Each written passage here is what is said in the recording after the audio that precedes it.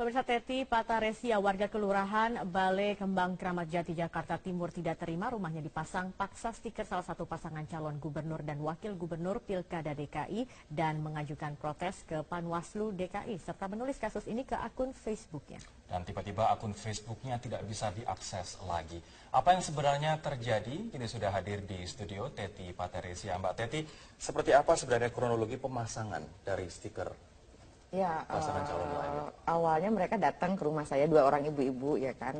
Salah satunya saya kenal, salah satu petugas yang mau ngedata itu adalah biasa suka datang ke rumah untuk periksa jentik nyamuk, Ibu Jumantik ya kita sebutnya Ibu Jumantik. Nah setelah itu karena saya taunya dia itu petugas Jumantik, ketika waktu saya ketemu muka di teras saya bilang mau periksa jentik ya gitu kan. Terus dia bilang enggak, gue cuma mau ngedata aja kok katanya gitu kan. Dia bilang gitu mau ngedata, dia udah siap dengan berkasnya itu ya kan.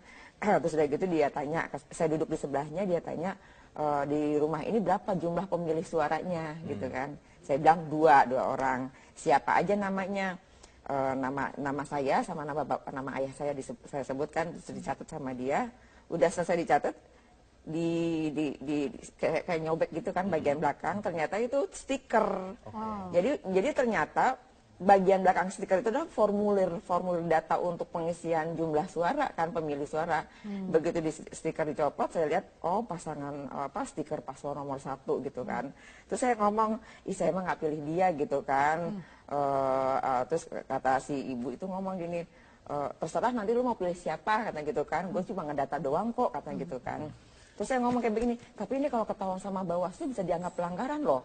Sebab yang ibu data itu dengan pemasangan stiker itu seolah-olah yang ibu data itu ada pendukung nomor 1 gitu kan. Dia mengaku, orang yang petugas Jumantik ini mengaku dari mana, Pak?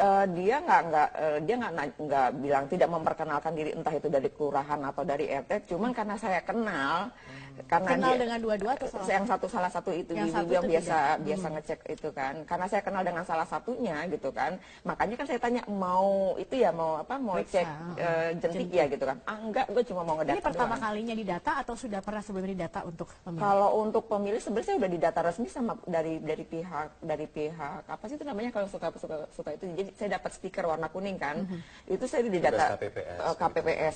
Saya sudah didata bulan Oktober lalu ya, sudah didata. Makanya itu kan hanya jumlah pemilih berdasarkan kartu keluarga kan. Sama dan nama. Ketika didata lagi, Mbak tidak mempertanyakan kenapa harus didata lagi, ini kan sudah enggak. Jadi saya nggak kepikiran ke sana, cuma begitu udah didata, begitu sudah dilepas dari stikernya itu saya baru tahu ini berarti ada sesuatu gitu kan. Kenapa harus dibalik stiker itu dia punya data gitu kan. Baik, setelah Anda memprotes, Mbak, apakah dia tetap ngotot menempelkan stiker tersebut atau terjadi? Karena sudah terjadi pendataan, akhirnya itu saya biarkan stiker itu terpasang buat barang bukti dong.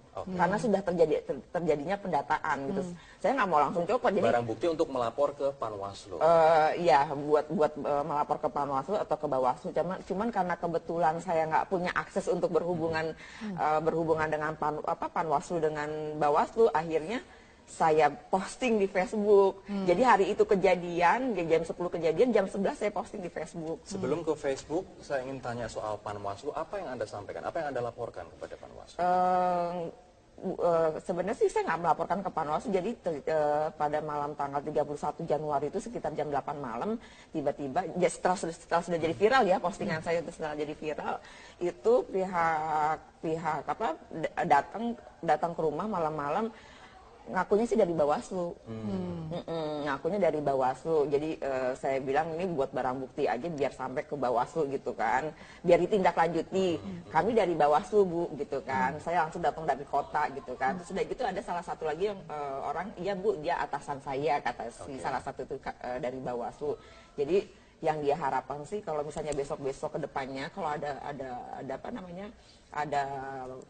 kejadian seperti ini, lebih baik ditolak aja dari awal, jadi nggak usah sampai sempat ramai di medsos. Berarti petugas yang mengaku Bawaslu itu mempermasalahkan Anda yang membuat hal ini viral.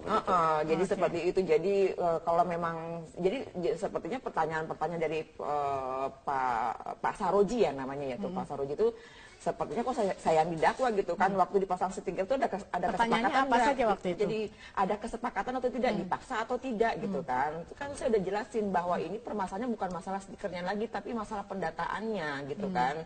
Kalau seandainya dia pasang stikernya tanpa didata, mungkin saya biarkan gitu kan, tinggal orangnya pergi, tinggal saya copot. Tapi justru karena sudah ada pendataan di balik stikernya itu, ya kan, otomatis itu harus saya biarkan gitu kan. Saya biarkan dipasang untuk barang bukti. Baik, gitu. baik. Nanti kita lanjutkan kembali. Warga Kelurahan Balai Kambang, Jakarta Timur protes atas pendataan dan penempelan stiker pasangan calon gubernur tertentu oleh petugas kelurahan. Kejadian ini sempat menjadi viral di media sosial dan sudah ditangani Panitia Pengawas Jakarta Timur. Ini adalah rumah Teti Pataresia, warga Kramat Jati, Jakarta Timur yang sempat menyampaikan curahan hati terkait dengan pendataan yang diselingi dengan adanya penempelan stiker salah satu pasangan calon gubernur DKI Jakarta yang dilakukan oleh oknum yang diduga merupakan petugas kelurahan Balai Kambang, Jakarta Timur.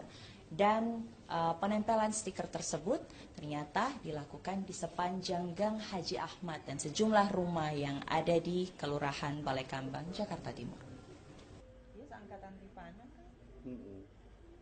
Teti kemudian mendapatkan undangan klarifikasi dari Panitia Pengawas Pemilihan Panwas Jakarta Utara atas unggahan pada akun media sosial Facebook miliknya tentang pemberian stiker pasangan nomor urut 1 oleh petugas Jumantik Kelurahan Balai Kambang. Teti pun mengaku mengungkapkan kekecewaannya atas penempelan stiker paslon Agus Silvi oleh petugas Jumantik Kelurahan Balai Kambang pada 29 Desember 2016.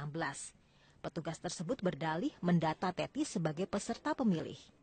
Sudah pernah didata, ya kan, waktu itu bulan Oktober, ya itu saya dapat stiker sebagai pemilih, sudah terdaftar sebagai pemilih resmi. Nah, kalau yang ini makanya kan setelah tanggal 29 kemarin ibu itu bilang katanya mau mendata, ya saya agak bingung juga gitu kan. Orang saya sudah didata resmi kok kan gitu kan. Kok didata lagi, udah gitu didata di balik stiker. Ternyata selain mendata mereka juga ini dengan apa pendataan dengan disertai dengan penempelan stiker paslon nomor 1. Bukan hanya rumah Teti, melainkan juga sejumlah rumah di Gang Haji Ahmad. Setelah kami usut di kantor kelurahan, Lurah Balai Kambang tidak pernah menugaskan petugas Jumantik mendata pemilih karena bukan wewenangnya. Petugas yang bersangkutan kemudian diberhentikan setelah mengaku sebagai relawan Agus Silvi. Kita berhentikan aja sebagai kader Jumantik. Seperti itu. Supaya buat perhatian buat dia bahwa kita ini adalah netralitas.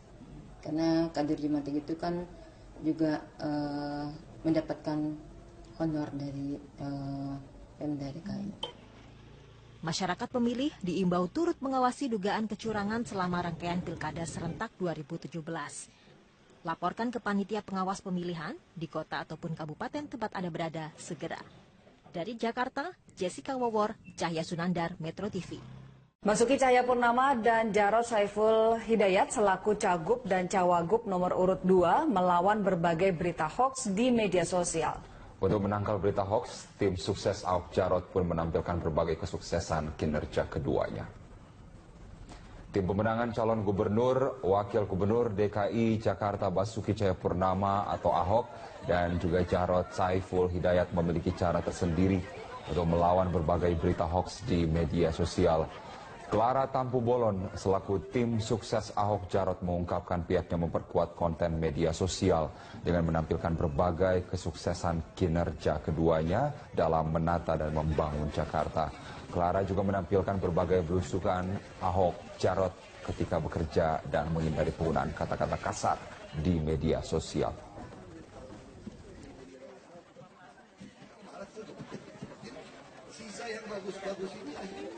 Mabes Polri menegaskan buku Jokowi Undercover hanya berisi fitnah dan dibuat tanpa berdasarkan riset dari sang penulis.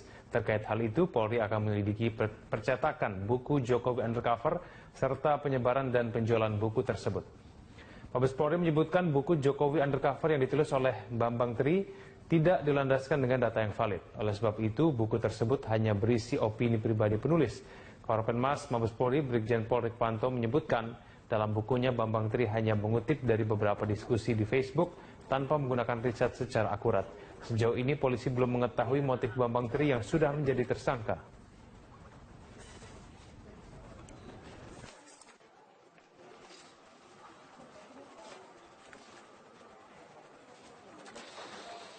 Dia mengambil bahan untuk membuat buku ini adalah dari medsos atau dari obrolan-obrolan dalam dunia maya. Jadi dia analisa sendiri, dia kumpulkan, dia gatok-gatokkan istilahnya, kemudian dia simpulkan sendiri sehingga menjadi narasi-narasi yang seolah-olah itu sebuah kebenaran yang dituangkan dalam sebuah buku. Termasuk juga foto-foto yang ada. Alasannya dia menggunakan analisa fotometrik. Kita tanya dari mana Saudara Bambang memiliki kemampuan itu. Dia cari di Google. Ya, dari Google ada petunjuknya, kemudian dia coba membandingkan foto satu dengan foto yang lainnya dengan caranya sendiri. Sehingga disimpulkan cocok. Ya, cocok yang disimpulkan oleh dirinya sendiri. Pemirsa, meme Pizza Hut ramai beredar di media sosial usai sidang keempat kasus Basuki Cahayapurnama.